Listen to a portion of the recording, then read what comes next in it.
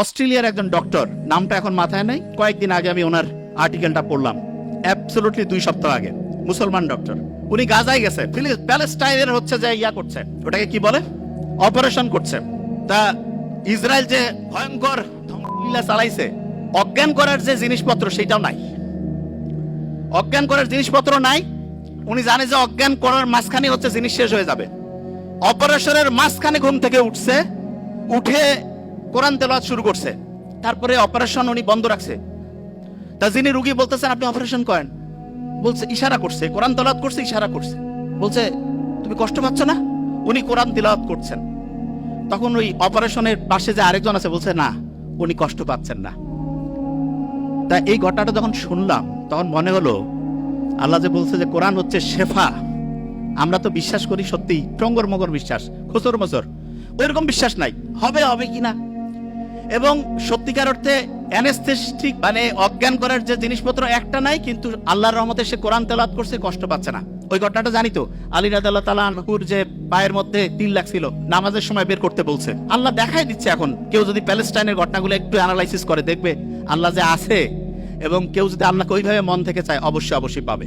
আচ্ছা, যে জায়গায় আমি শেষ করবো এখন, ইটালির একটা বিখ্যাত মানুষ আছে যার নাম বুসকালিয়া।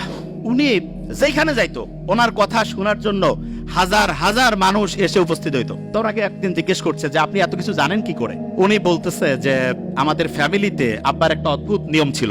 সেই নিয়মটা হচ্ছে এরকম, প্রত্যেক দিন রাতের খাবারটা আমার বাবা আমাদের সব ভাই বোনকে একসাথে নিয়ে খাইতো, এবং প্রত্যেক সন্তানকে তিনি আলাদা করে জিজ্ঞেস করতেন what did you learn for the day, আজকের জন্য তুমি কি শিখছো?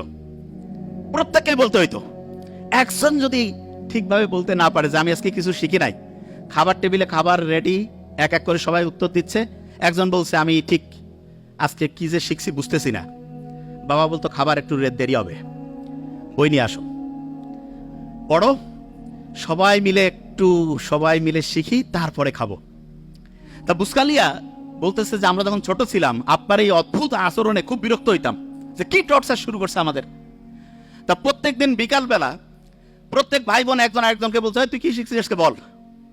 একজন যদি কেউ না শিখে, কারণ ওর জন্য সবারই খাওয়া বন্ধ, পরে শিখতে হবে তারপরে খাবে, তখন প্রত্যেকেই একদম রেডি বসে সবাই বলা শুরু করে দিছে। এমন হয়েছে একসাথে কয়েকজন, তাড়াতাড়ি বলতে হবে, তাড়াতাড়ি খাইতে হবে, ছোট্টবেলায় যেটা হয়। তা আমি অভিভাবকদেরকে বলবো আপনি আপনার সন্তানের জন্য একটা কাজ করেন, জাস্ট ওয়ান। সেটা কি? প্রত্যেক দিন সে কি শিখছে সেটা আপনি শোনার চেষ্টা করেন, প্রত্যেক দিন কি শিখছে সেটা শোনার চেষ্টা করেন। এবং এক্ষেত্রে আমি সবসময় বলি শোনার তো এখন টাইম নাই, টেকনোলজির কিছু ভালো ব্যবহার আছে, ছেলে মেয়ে দূরে পড়ে কোনো সমস্যা নাই, একটা চমৎকার ডায়েরি তাকে কিনে দেন, ডায়েরিতে বলেন যে প্রত্যেক দিন বাবা তুমি আমাকে হচ্ছে ডায়েরিতে এই যে এরকম করে লিখে দিবা, তোমার 30 দিনের জন্য মান্থলি ধরো বরাদ্দ 10,000 টাকা, প্রত্যেক দিনে ডায়েরি লেখার জন্য তুমি 300 টাকা পাবা। মাসে যদি তুমি 20 দিন ডায়েরি জমা দাও 6,000, 4,000 নাই, কিছু করা লাগবে না।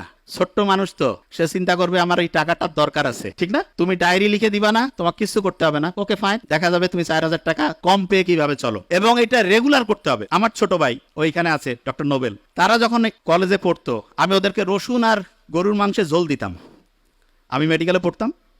তা আমার বন্ধু, আমার রুমমেট যারা বলতো দোস্ত তুই এরকম কেন রে, একটু গোস্ত দিবি। আমি বলছি না, এখন গোস্ত খাইলে ভবিষ্যতে গোস্তের কি আকর্ষণ সেটা থাকবে না।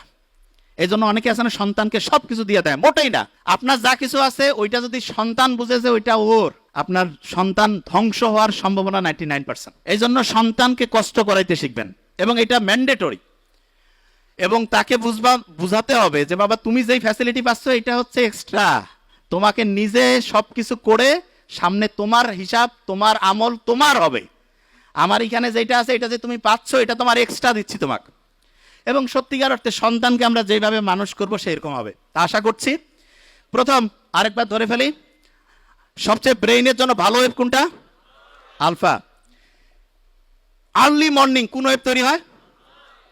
নামাজের পরে, কোরআন তেলাওয়াতের পরে। যখন রাত 9টা 10টা থেকে ভোর 3টা, কত ওয়াট? তাহলে আর্লি ঘুমানো সবচেয়ে পারফেক্ট। আর পড়ার জন্য সবচেয়ে সেরা সময় কোনটা? Early morning. আর অন্য সময় পড়লে কোরআন পড়ি, নামাজ পড়ি, তারপরে 20 মিনিট পড়ি। এবং অভিভাবকদেরকে বলবো প্রত্যেক দিন ডায়েরি রাইটিং ম্যান্ডেটরি করুন। Thank you so much. আসসালামু আলাইকুম।